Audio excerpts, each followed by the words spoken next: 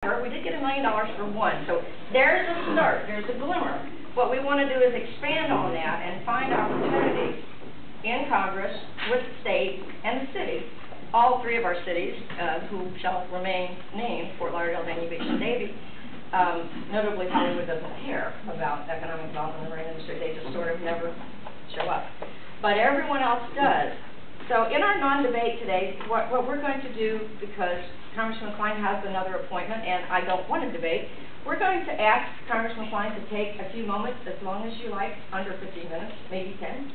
And 10 would be good, because then we could have a couple of questions, and then we're going to let you tootle to your next apartment. It's not a debate. We're not going to, I promise, bagels, no bullets, and no boxing gloves. Bagels, no boxing gloves. And then you will have your opportunity to do the same. Does that sound reasonable? They're all big boys. I want no hostile questions for you. Would you with me later?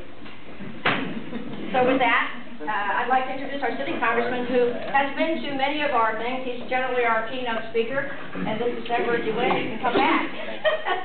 And if you don't, we'll be having lunch with the guy. That's Margaret calling it like it is. I'm right here in the middle of this table. It's not even a question how many cups of coffee she had this morning either. Anyway, thank you very much, Margaret. Thank you for all of you. Thank you for 30 years of wonderful work, and the marine industry, Carlos and everyone else who's worked on it. Thank you, most importantly, for all of you as business people. This is, as you know, I've been here many, many times before. We have Rebecca Bear from my office comes to every single meeting, because you are the economic engine of South Florida. Whether it's here in the Fort Lauderdale, Dania area, or whether it's up in Riviera Beach, the marine industry plays a very significant role in economic development and job creation. And this whole discussion right now, whether it's now, in the next 6 months, the next year, the next couple of years, is all about jobs. And particularly when you already have something in place. You know, we could talk about biotech, and I've been pushing, I agree with Governor Bush bringing scripts here and all that. But when you have something here, you have water, you have beachfront, you have people that already come here, you have the largest boat show in the world, which is just celebrated 50 years.